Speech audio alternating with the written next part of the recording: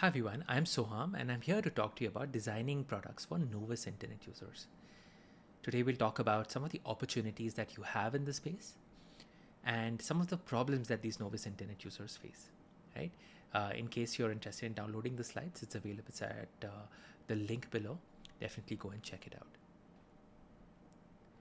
So this talk is part of our Building for India series that we have worked with WeWork Labs. This is a monthly series where we talk about different aspects of building products for India, right? Part of it is engineering, part of it is design. So definitely go and check this out. We also run a monthly newsletter which talks about all the same aspects. And for example, things related to this talk, right? A blog post, a cheat sheet related to building products for Novice internet users will be available in the same newsletter. So definitely go and check it out. So today we're going to talk a lot about Novice internet users, new internet users. We're going to begin with an introduction on that. A lot of people get confused between new internet users and Novice internet users. We'll talk about both. We'll talk about why you should care about them. We'll also talk about some of the problems that these people face, right? There are various aspects to these problems, including getting started, right? Where we'll talk about onboarding, discovery, accounts. We'll talk about usage, how these people use apps, and some of the problems around that. We'll also focus on content and some of the problems Novice internet users face around that. We'll also talk about commerce and finally about data and connectivity. Okay, just to quickly begin, I'm Soham. I'm a founding partner at Trivius, and I'm also a lead anchor mentor at Google for Startups. Right, at Trivius, I've been privileged to be a part of all kinds of different UX and technology projects. We've worked across almost every sector, be it fintech, agri-tech, edtech, right? We also have our own products with millions of downloads. And I believe I have a lot of experience in building for India and solving for India, right? I'm also associated with Google for Startups, with WeWork Labs, right? I've been part of various communities trying to help people build better products. A lot of what you'll see today is also part of the digital confidence design framework, right? It's a framework that I had the pleasure of working on with IDEO and the Bill and Melinda Gates Foundation and the Google Next Billion user team, right? So you can check this framework out at digitalconfidence.design. A lot of the slides and the material there is going to be part of this talk, right? So I'm one of the authors of this platform, so definitely go and check it out. If you have any questions on the platform, please definitely also reach out to me. So who are these Novice internet users, and why should you even care? To understand that, we need to begin with understanding who new internet users are. They are also often referred to as next billion users. From 2013 to 2017, nearly 1 billion new internet users came online. Almost half of them were in 11 developing countries in Asia, Africa, Latin America, according to a study done in Euromonitor. These 11 markets also account for a significant share of the next billion users who will come online, right? And according to an analysis of economic and demographic trends by Google and Bain, for companies looking for these new customers, these 11 next billion user countries create enormous economic opportunities and also present very unique challenges. So this is often referred to as new internet users or next billion user market. Now that we have an idea of who new internet users are, it is important to transition to Novice internet users and understand a little bit about them. When we use the term new internet users, it feels like they are part of a group of people who are new to the internet and they will eventually graduate to a full internet user experience over a certain period, which is not always true. Novice internet users, however, include people who either don't see the internet as a useful way to advance their key needs and aspirations, or don't have the right digital literacy or confidence to realize its benefits. In other words, new internet users are often novice internet users, but novice internet users don't have to be new internet users. In fact, people who have been using the internet for many years might not have realized the potential of the internet or have had access to the light literacy or confidence to achieve this. Let us illustrate this with an example. Mamta is a new and novice internet user from Jaipur in India. She just got her first smartphone, which has been passed down to her by a family member.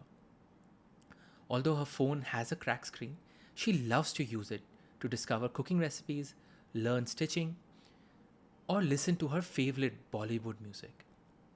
She's in the process of discovering the power of the internet and uses voice to interact with the device, mainly because she's not comfortable typing on the device. Voice recognition technology often does not work properly in noisy environments, and she often blames herself when things don't work. Her persona illustrates some of the problems new internet users face on a daily basis. And remember, she's not just a new internet user, also a novice internet user, which I will talk about later. Elia is a metal worker for Kampala in Uganda and has been using his smartphone and the internet for some time now. Although he uses WhatsApp to close deals with customers and share progress as he works on a project, he lacks the digital literacy and confidence to make the most of the smartphone or the internet. He's able to run his business by memorizing where all the important WhatsApp features are and texting photographs back and forth with his customers. His persona illustrates how a veteran smartphone or internet user can struggle to do some of the most basic tasks on a smartphone and make the most of the internet. Together, Mamta and Elia represent different classes of novice internet users that face different problems but ultimately stand to benefit from the power of the internet. Now that we have an idea of novice internet users, it's probably important to highlight why you should keep them in mind when building your next big project. The first major reason is to expand your existing market. No matter where you are, there are users that need help in getting the most out of any product. This session will help you understand their problems and work towards resolving them. This will also help you reach out to newer markets in South and Southeast Asia, Africa, and South America, and build products that work better for them. In general, this session will also help you increase key product metrics like onboarding, conversion, engagement, and retention, no matter who you target. In summary, we have talked about novice internet users, who they are, how they are different from new internet users, and why we should think about them when building digital products. To be able to build digital products for novice internet users, we first need to understand the problems they face on a daily basis. That is what we will be focusing on right now.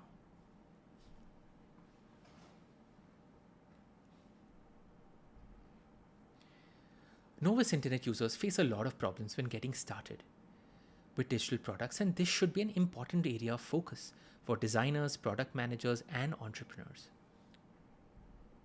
The first major problem novice internet users face getting started is in the onboarding process. The onboarding process always poses a high barrier to entry for people who are used to getting help when starting a new product journey. Without a proper onboarding and activation process, longer term metrics on engagement, retention, and revenue don't really make a lot of sense. I actually talk about this in detail in my YouTube session on building impactful onboarding experience for novice internet users. The first problem with onboarding is that an app's purpose is not always readily apparent to its users. Most users give up on finding the purpose of an app moments after installing it. This is very different from the real world where people can count on help wherever they discover a new product. Research has also shown that most people will give up on an app if the onboarding process is too complex or overwhelming.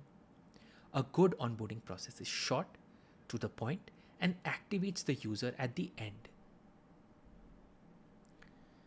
This AgriTech app is a great example of a dismal onboarding experience. It barely calls out the value proposition of the product or helps the user at the end. Most novice internet users would struggle to get value of the app after the onboarding process and probably uninstall it soon after.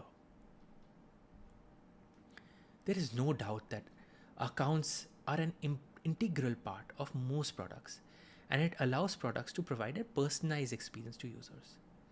Although this is a concept that you and I might understand thoroughly, this is not the case for novice internet users. Let me explain. The mental model of an account might be confusing to novice internet users because they might not have a basic understanding of digital accounts, identities, or the organizations behind them. Although you and I might be familiar with a Google or an Apple ID and why it might be needed on a smartphone, these concepts are alien to such users. They are often unable to reference their digital identities, like email or Google or Apple ID, to their real ones, like their phone number or government ID. It is also an extremely challenging exercise for these users to create and remember account credentials. In fact, the process of entering information and creating complex alphanumeric passwords can seem overwhelming to them. They might ultimately seek help in completing this process or rely on writing these down to get access to basic services on certain apps. Let us take the onboarding process for Gmail as an example. To set up your Google account, you need to share your name, birthday, and other details. You have to choose an email address, a strong password, and then even add your phone number. All of this can get overwhelming really easily for a novice internet user. Making this part of an onboarding process of a product can actually force users to abandon it altogether. Most novice internet users also lack the confidence or the digital literacy to discover all the primary features of a product. Difficult navigation and complex home screen designs also add to this gap in product and feature discovery. For most novice internet users, the content and scale of the internet and products are not readily apparent. These users typically don't have a mental model of what is available in the app or on the internet. Without the mental model, they don't know what to expect in the product or how to access it. For example, if you're used to making financial transactions in cash, you might not know how to transfer money to somebody via a mobile app. Because novice internet users aren't savvy at exploring digital products themselves, they don't feel confident exploring them on their own. And when they explore them, they do so with the fear that they might make a mistake. I have talked to so many such users who are afraid to browse items on an e-commerce app because they might make a mistake. That's what they are afraid of.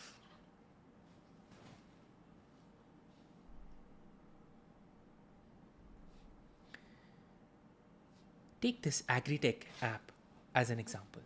While the home screen has a bunch of really interesting elements, a novice internet user is very much unclear about the functionality in the app and how they can get to parts of the app that benefit them the most.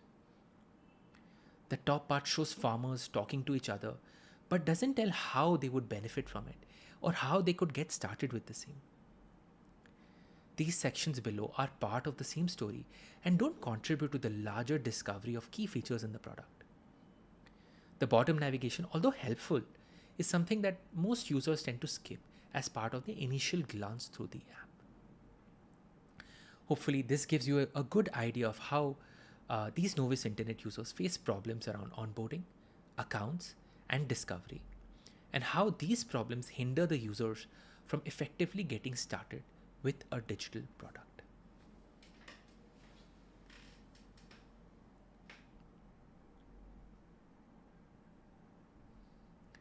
Novice internet users might find it difficult to use a digital product to its fullest capacity. Once you understand this, you can focus on improving key user metrics like engagement and retention. The first thing to talk about here is assistance. In the real world, people know how to get started with products or reach out for help in case they need assistance. The story is very different with digital products like mobile apps. In the digital world, it is difficult to know who or what to trust. If users have installed an e-commerce app, they don't know if it's genuine or not, or if they might be cheated or not. Unlike the real world, it is difficult to get an opinion on whether a product is good or not. Asking for help also is not easy, especially in a digital product.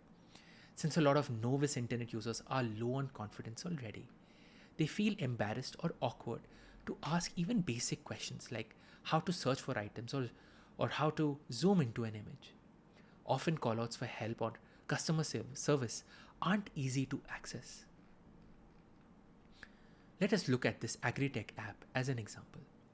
Even if the user doesn't get the value proposition of the app and wants to know more, there is no easy way to ask for help or find things out. There are no numbers to call, no clear callouts or opportunities to seek guidance. A novice internet users might find themselves lost here. In the real world, voice is often the main mode of communication with people and services around us. It even helps people with lower textual literacy to navigate their way around a digital product.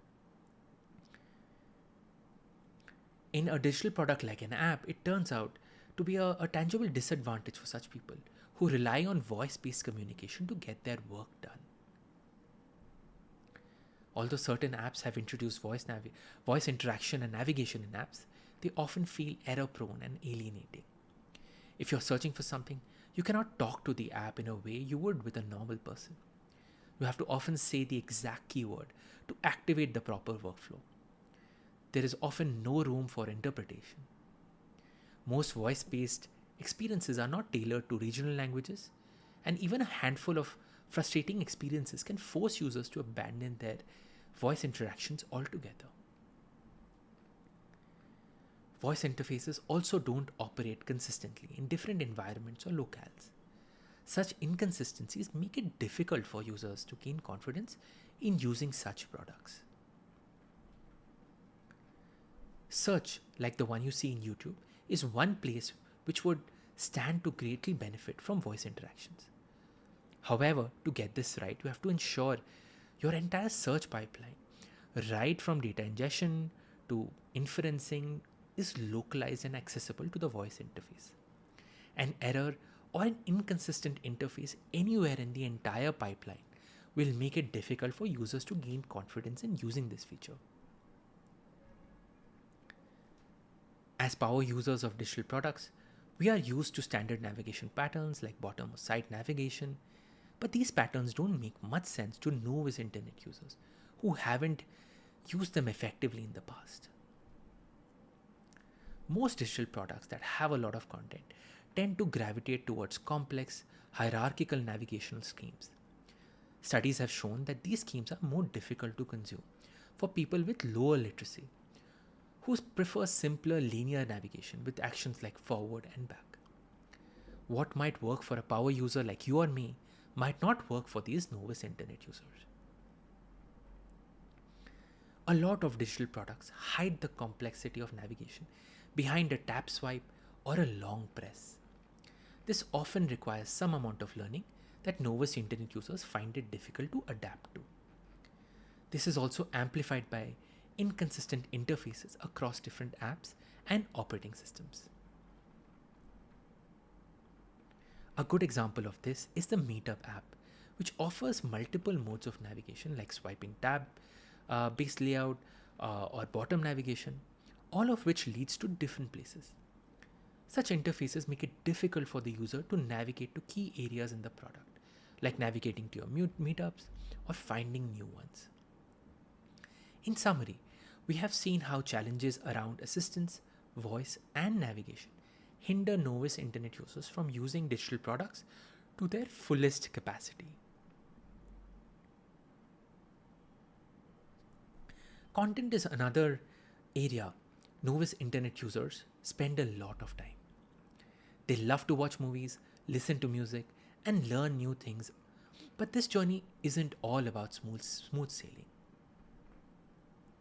We see images, icons, and content all the time in digital products.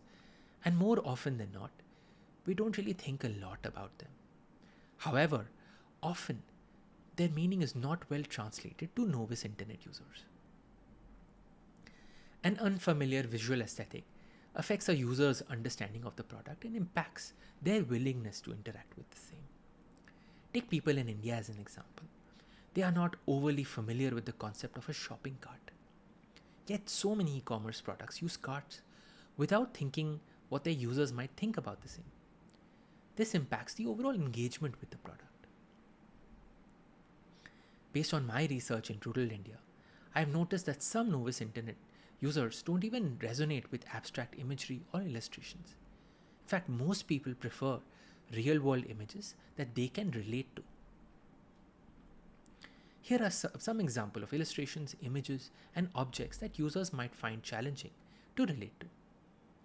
In rural India, the concept of a credit card is very foreign, and people will not get the message you're trying to convey if you use an illustration, like the first one you see here.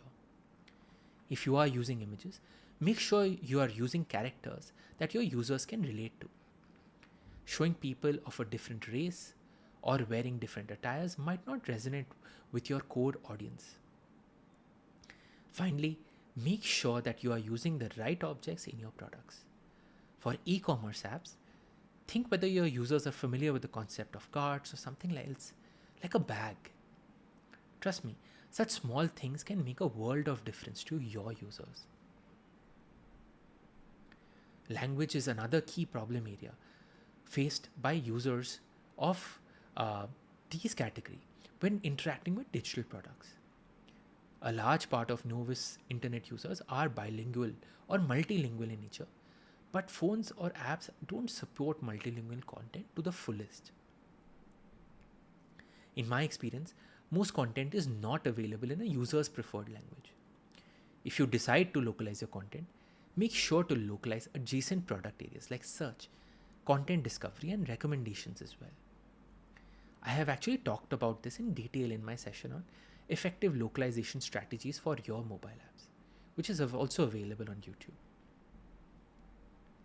Given how many new internet users and novice internet users are multilingual, content focused products should provide an easy option to switch languages. But that is not often the case. Users shouldn't have to change the language of their phone to change the kind of content they view every single day. A great example of an application that does this really well is ShareChat. This is an application and a startup that I have mentored as part of the Google for Startups Accelerator program. This startup has over 100 million active users. And localizing the app, as you can see what they have done, is not just about localizing content, but about making search, content recommendations, and language changes easy. All of which is challenging to do on your own, right? I do go into a lot of detail on this in my talk on effective localization strategies for your mobile apps, which is available on YouTube.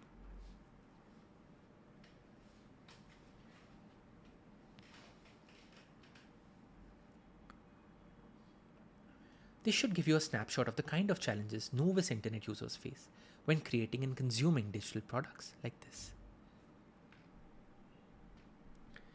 One of the biggest problems faced by novice internet users is in the area of transactions. This is a really important focus area for me because increasing the adoption of digital products is not just about helping users discover new things. It is about helping them transact on these platforms. When I got the opportunity of working with IDEO, the Bill and Melinda Gates Foundation, and Google on the Digital Confidence Toolkit, I learned that most users install apps like Flipkart, Paytm, and so on their phones, but never come back to actively transact on them. This is the number one problem faced by big players like Flipkart, Paytm, or PhonePe and users alike. Performing transactions like digital payments is one of the most intimidating things for novice internet users to accomplish. This is the reason why organizations like IDEO, the Gates Foundation, Google, NPCI, PhonePe, and so many others in the ecosystem are working together to make financial and e-commerce transactions easier for novice internet users. The first important thing that you have to keep in mind when building digital products is that digital currency feels less trustworthy than cash, especially for people who are accustomed to a cash-based economy. These people are used to seeing and feeling money, and taking the tangibility of money away from them creates a trust deficit that is often difficult to bridge. To make financial transactions more inclusive, flexible, right? Uh, what we should do is adopt different flexible and varied payment methods. In India, e-commerce actually took off when cash on delivery was launched. In many cases, people who didn't have access to a credit card or debit card or even a bank account could purchase items online with confidence. Furthermore, being able to pay for items in periodic installments might encourage users with a lower income profile to perform digital transactions confidently. To illustrate a small point on financial inclusion, let me share a stock checkout screen with you. This is something of a blueprint for designers to use in their products, and you would see this frequently online. However, such a process or screen might not work for novice internet users, where most people don't even have access to credit or debit cards, or cards in general. The question that you need to ask yourself is, how do we provide features like cash on delivery or flexible payment options in such a scenario? Transactions are always a complex topic to approach, but hopefully this gave you a quick overview of some of the challenges novice internet users face when transacting online. Data and connectivity is often the number one constraint for novice internet users, and building most modern international products should account for this early in the design phase, right? Although data is becoming cheaper these days, the cost and access of the same is still prohibitive in most places. And we need to think deeply about this when we build all kinds of products for novice internet users. The first obstacle that novice internet users face is that data consumption can feel opaque and uncontrollable. Most novice internet users, at least those in India, are on a fixed prepaid plan and have a limited budget of data allocated to them. Since this is limited, they often treat data like money and budget it for certain use cases. If your product doesn't offer the users the option to control their data consumption, users might not feel in control of their data usage, and this might hinder the use of the same. Most products also assume uninterrupted connectivity as a critical prerequisite for proper usage. This is just not true for a large group of users who are on a limited data budget, or those that prefer to keep their data usage off to conserve on the same. The offline state of most apps seem to be like an error state and makes the users feel like the products are not designed for them. To see how this would work, look at popular streaming or education apps in airplane mode. Most of them would work like an error state and would not inspire confidence in novice internet users. In summary, to make your apps feel more data inclusive, design your apps in a way that makes offline usage not feel like an error state. Rather, good offline first apps really shine when they are offline, and they continue to offer most of their functionality even when they're offline. With this, we have come to the end of our first talk on designing products for novice internet users. In the next phase, we will talk about some of the solution to these problems that we have talked about, right? It could be onboarding, it could be data, it could be transactions. It would be really interesting to see how we develop solutions for the same. In case you're interested in learning more about Trivius, right? Please reach out to us at trivius.com or suham@trivius.com. We do a lot of really interesting stuff when it comes to product design or development. We've done a lot of product design, product research, audits, right? So we're really happy to help you think about how you can build for novice internet users. In case you're interested in downloading this presentation, it's available at the link below. That's trivius/May22. And feel free to connect with me on LinkedIn or Twitter, and I'd be happy to hear from you.